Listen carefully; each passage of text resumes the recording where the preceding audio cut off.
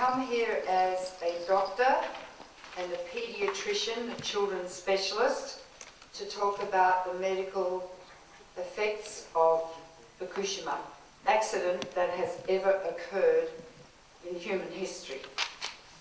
It was very severe to have 3 nuclear meltdowns, which has never occurred before. An enormous amount of radiation was released, and luckily for the first few days the wind was blowing from east to west and it blew across the Pacific Ocean. But then the wind changed and blew northwest across Japan, and in fact radiation was blown to the south. As you know, the Japanese government was assessing the radiation with a system called speeding, and they knew where the radiation was going, but they didn't inform the people because they didn't want to create panic. So the people fled into the path of the maximum radiation. I have followed the Chernobyl accident very closely, but the Russians were much more proactive in removing people than the Japanese government has been in looking after its people. What the Japanese politicians and TEPCO seem not to understand is that children are 10 to 20 times more sensitive to the effects of radiation than adults. Little girls are twice as sensitive to getting cancer from radiation than little boys. And fetuses are thousands of times more sensitive to being affected by radiation than adults. 2 million people live in the Fukushima prefecture, and 250,000 people live in Fukushima city, which is quite radioactive. I'm absolutely amazed that the Japanese government allows children to live in highly radioactive areas when the Russian government, in fact, evacuated children from similarly contaminated areas. I'm very aware that the Japanese government is strongly influenced and indeed in some cases controlled by TEPCO and the nuclear industry. I'm also aware that the politicians are medically and scientifically illiterate and don't really understand the problem in depth.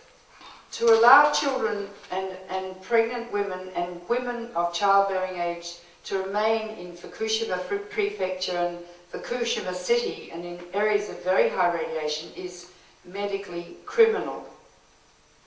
Many of these children will develop cancer during their lifespan, but it takes a long time to incubate cancer, 5 to 70 years, as we learn from the Hiroshima and Nagasaki data. To indicate what is happening, authorities have examined 80,000 people, mostly children under the age of 18 in the Fukushima prefecture. They have done ultrasound examinations of the children's thyroid glands and found that 40% have thyroid abnormalities, which is incredibly rare in pediatrics. Some of these children almost certainly are bound to develop cancer of the thyroid, and indeed one 12-year-old boy has already been diagnosed with it, and a girl aged about 16 may already have developed cancer. They're testing her now. It took 5 years for the children around Chernobyl to start developing cancer, but these children are showing symptoms and signs that indicate that they may well develop cancer in the future, indicating that they got a really high dose of radiation, higher than at Chernobyl. It seems to me as a doctor that the Japanese government is much more interested in protecting TEPCO than it is in protecting the Japanese people. It is imperative that the children living in high radiation areas, women of childbearing age and pregnant women be evacuated, and that their costs be covered, that their costs for moving and living in a new house be covered by the federal government. Indeed, the federal government has bailed out TEPCO rather than looking after these very, very vulnerable people. Radioactive elements concentrate in food: mushrooms, spinach, rice, tea, and fish. You can't taste radiation in food, nor can you smell it, nor can you see it, and people are eating radioactive food from Fukushima, and there are no regulations about radioactive food being consumed in Japan. If you eat food or fish containing cesium-137, years later you may well develop a brain cancer, a muscle cancer, cancer of the ovary or testicle or other organs. Children in school and kindergarten, little children, are being fed radioactive food in Fukushima prefecture. This is medically immoral. All the food grown in Fukushima and other areas should be tested weekly for radioactive contamination and not sold to the public and not be eaten. The fish from the Pacific are showing high levels of radiation because huge quantities of radioactive elements were discharged into the Pacific Ocean, greater than has ever happened in the history of human beings. I have lectured now to 400 people in a general lecture.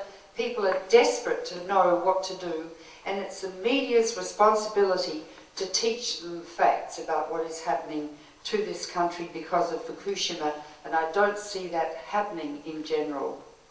The accident at Fukushima is not over.